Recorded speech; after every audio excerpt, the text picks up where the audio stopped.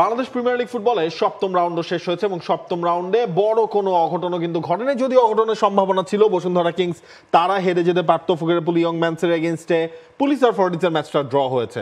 তবে আমার মনে হয় মোহামেডান স্পোর্টিং ক্লাব এবং আবাহনী লিমিটেড এই দুজন দে আর ফাইন।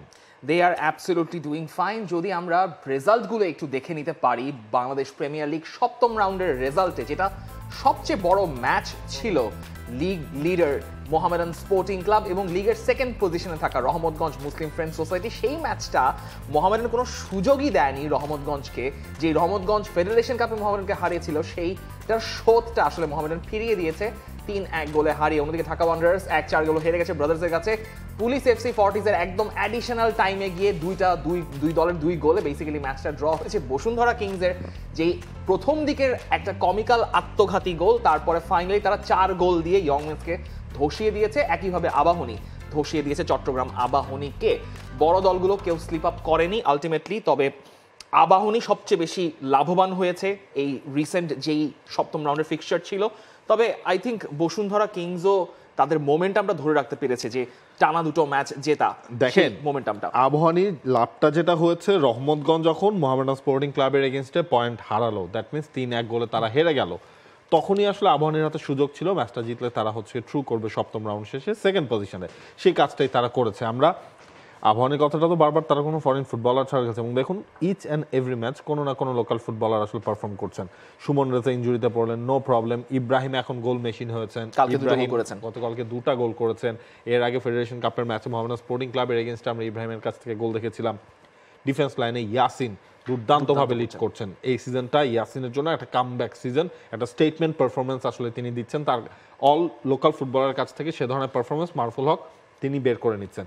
রহমতগঞ্জের ক্ষেত্রে জিনিসটা হচ্ছে কি, নাবিব নওয়াজীবন যদি পেনাল্টিটা মিস না করতেন, হয়তোবা ম্যাচের রেজাল্টটা অন্যভাবে হলেও হতে পারত। মোমেন্টামটা ডেফিনেটলি শিফট করতো। কারণ হচ্ছে কি, আপনার মোহামেডান তো 3-1 গোলের জয় পেয়েছে, 7 ম্যাচে 7টা তারা আসলে লিগে জিতে ফেললো।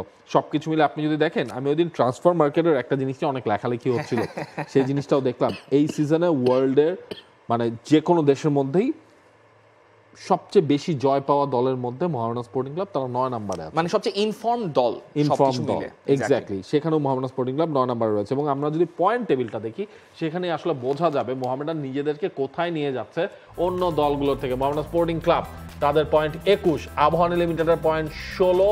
দ্যাট মিনস ক্লিয়ারলি 5 পয়েন্টে লিডে রয়েছে মোহামেডান স্পোর্টিং ক্লাব। রহমতগঞ্জের পয়েন্ট 15, ব্রাদার্স ইউনিয়ন তারা এই রাউন্ডে 2-1 গোলে জিতেছে, ব্রাদার্সের পয়েন্ট 14।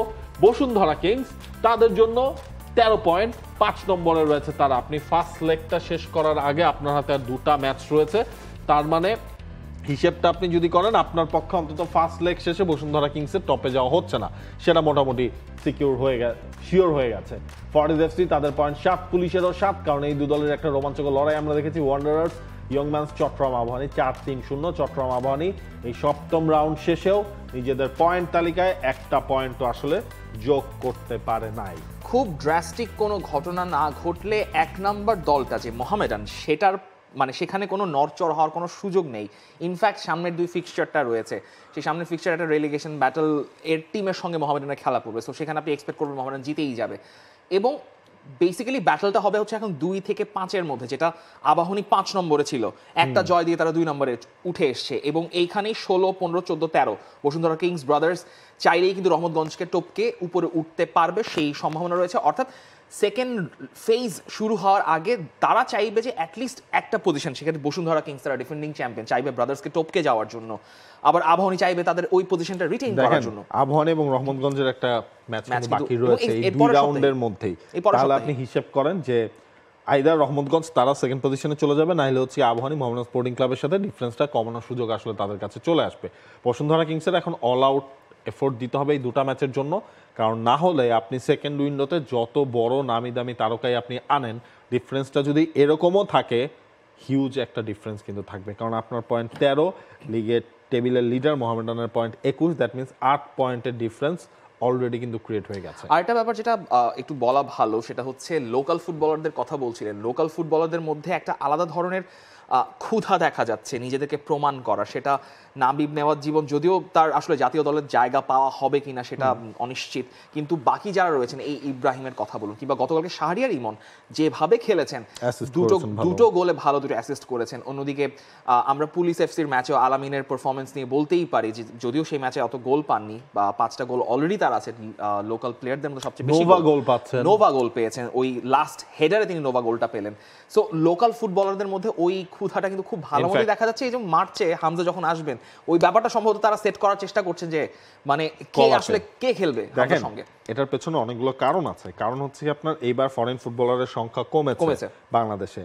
এইবার লোকাল ফুটবলাররা তাদের প্রত্যাশা মাফিক যে টাকা, তারা তো একটা টাকা পায়, বড় অঙ্কের টাকাই আসলে তারা পায় প্রত্যেকটা সিজন শেষে। সেই প্রত্যাশা মাফিক টাকা কোনো ক্লাবের কোনো ফুটবলার পাচ্ছেন না, কারণ একটা পট পরিবর্তন হয়েছে। এরপর অনেকগুলো ক্লাব তাদের যেই কথাও ছিল যেটা তারা ফুটবলারদের দেবেন, মৌখিক কমিটমেন্ট হোক, সেখান থেকে কিন্তু তারা জানিয়ে দিয়েছেন এটা দিয়ে এখন পক্ষে সম্ভব হচ্ছে না। ইনফ্যাক্ট আপনি বড় বড় ক্লাবেও অনেক ফুটবলার নামমাত্র পারিশ্রমিকে কিন্তু খেলছেন, মানে ধরেন ওই পারিশ্রমিক দিয়ে আপনি একটা বুটও কিনতে পারবেন না, এরকম অবস্থা। আপনি হাফ সিজন শেষে একটা বুটও কিনতে পারবেন না।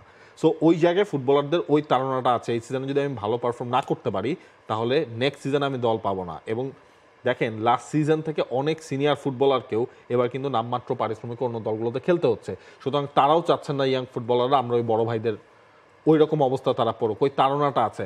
আপনি মোহামেডান স্পোর্টিং ক্লাবেই দেখেন, মোহামেডান স্পোর্টিং ক্লাবে রাহিমউদ্দিন ভালো করছেন, আপনি সেখানে জিসান, রাজু আহমেদ জিসান, তার কাছ থেকে আমরা অনবদ্য পারফরমেন্স দেখছি। তারপর হচ্ছে আপনি মোহামেডানের সৌরভ দেওয়ান, এই ধরনের লোকাল ফুটবলাররা যখন আপনার গোল করতে থাকবেন তখন ইটস এ গুড সাইন।